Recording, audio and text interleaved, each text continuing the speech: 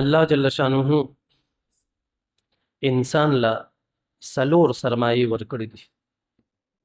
که دې دغه سلور سرمایې په ښه طریقې سره استعمال کړي نو دې به کامیاب وي په زندګۍ کې هم.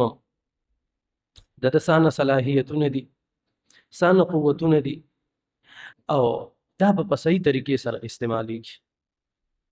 د دې د استعماله طریقه به صحیح شي، د انسان زندگی به نه ضایع کیږي، دا انسان به خپله نه ضایع کیږي او دې انسان ته به فایده وررسي. د دنیا او د آخرت دواړه فایدې به ورته وررسي. دا څلور سرمایې دي.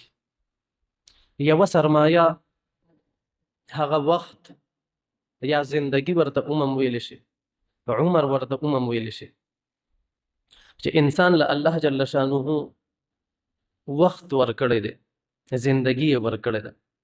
دا یو بهترینه سرمایه ده. اوس د دې وخت استعمال دپاره درې طریقې دي. یوه طریقه خو دا ده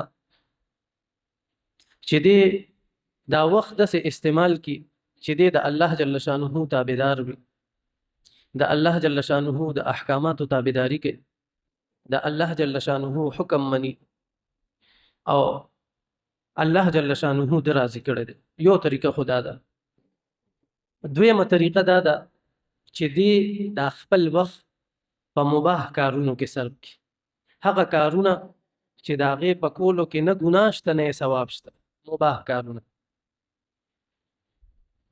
او درېیمه طریقه دا ده چې دې دا خپل وخت د الله په نافرمانو کې، په ګناهونو کې او غیر دینی زندگی تیرولو کې صرف کړو. دا درې طریقې دي. د دې مثال درله زه یو بلې طریقې سره در کوم. یو انسان دی، هغه سره 1 کروڑ روپۍ دي، نو د دې د استعمال درې طریقې دي. که دې دا 1 کروڑ روپۍ هضموي نو د دې درې طریقې دي. یوه طریقه دا ده چې دې دا پیسې په کاروبار کې انویسټ کړي، تجارت کې ولګوي، میلیونه پې واخلي، غله دانه پې واخلي، بل څه تجارت پې وکړي.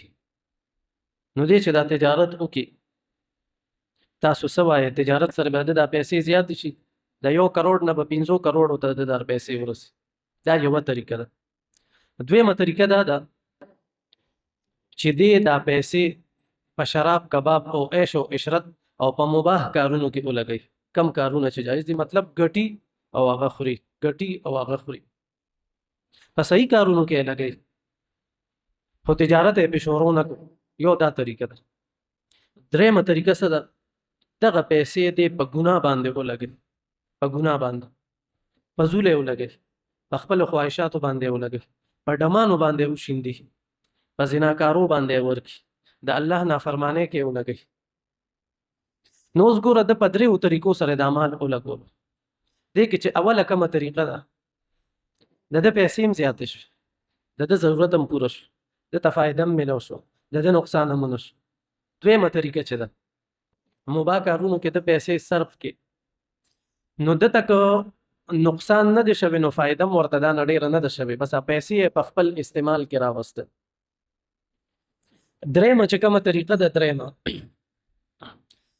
د ده پیسې هم ضایع شوې، د ده آخرت هم تباه شو، د ده دنیا هم تباه شو، ده ته نقصان هم میلو شو، پیسې هم ترې لاړې، هېڅ ورته په لاس باندې رانغله. داسې دا زندګي مونږ د الله راکړې ده، عمر یې راکړی دی. د دې د استعمال هم درې طریقې دي. یا یې د الله سره انویسټمنټ وکړه، تجارت ورسره وکړه، د الله احکاماتو کې دا زندگی دا صرف کړه، فایده به هم درته میلو شي، الله به هم راضي شي، دنیا به دې هم ښه وي، آخرت به دې هم ښه وي. که دویمه طریقه اختیارې په مباح کارونو کې خپلې پیسې استعمالې، نو په دې کې که نقصان درته نه رسي نو فایده هم درته ډېره نه رسي. او دریم که د الله په نافرمانۍ کې دغه پیسې ولګې نو دا درته هېڅ فایده نه کوي، نقصان درته میلو شو، فایده درته میلو نه شو.